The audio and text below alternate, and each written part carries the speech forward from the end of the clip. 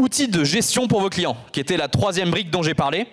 Et là, je me suis dit qu'il n'y avait pas meilleure personne pour en parler que Raphaël. Raphaël, il est expert comptable diplômé, je ne sais pas en quelle année, 2020, et c'est notre DAF, notre directeur financier. Et du coup, Raphaël va vous dire en quelques mots comment Pennylen utilise Pennylen pour gérer ses finances côté entreprise. Raphaël.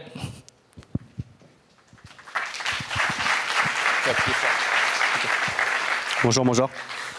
C'est vrai qu'on me pose souvent la question, quel outil comptable tu utilises chez Pennylen? Et sans surprise, on utilise Pennylen depuis le début. On l'utilise à la fois comme outil de production comptable et à la fois comme outil de pilotage.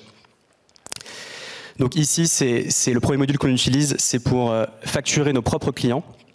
C'est très utilisé aussi par les cabinets comptables pour facturer leurs clients. On a une API directe avec l'INSEE pour récupérer les fiches clients.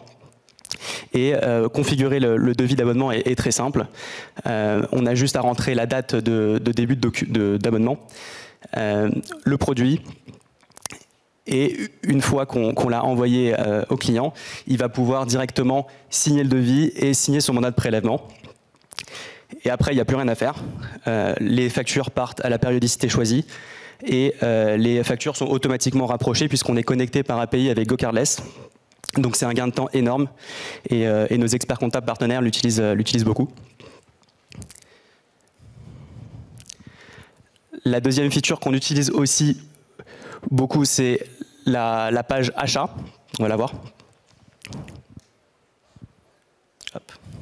Donc ici, ce qui est sympa, c'est qu'on peut voir en temps réel l'état de paiement des factures. Donc ici, c'est les factures qui sont à vérifier. Donc par exemple, celle-là, elle va être automatiquement reconnue par l'OCR et avec des axes analytiques qui sont pré-remplis pour ce fournisseur. On peut aussi rajouter une période d'imputation si on veut faire du cut-off, donc hyper pratique. Et on peut voir ici qui a rajouté la facture, donc gros gain de temps. Et là, ici, on peut choisir les factures qui sont dans le statut à payer. On peut sélectionner celles qu'on veut payer. On peut directement choisir le compte en banque qu'on souhaite être débité. Et on peut cliquer sur payer les factures. Il n'y a plus rien à faire, c'est importé dans la comptabilité et elles sont directement rapprochées.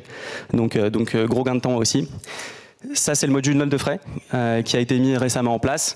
Pareil, nos salariés peuvent directement uploader depuis l'application mobile ou pas les notes de frais et on peut directement les rembourser. Ici, c'est le module transaction, module qui permet d'interagir avec les collaborateurs et avec notre comptable sur la récupération de pièces. Donc là encore, il y a des systèmes de notification pour réceptionner les justifs. Et tout se passe au même endroit, il n'y a pas besoin d'envoyer des mails.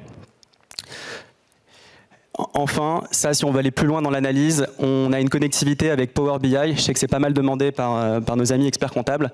Et ce qui est sympa, c'est qu'on peut produire des graphiques hyper personnalisés, notamment des dashboards. Donc on est connecté, tout ça est en temps réel. Donc si vous avez des questions, n'hésitez pas, on peut en discuter après. Merci.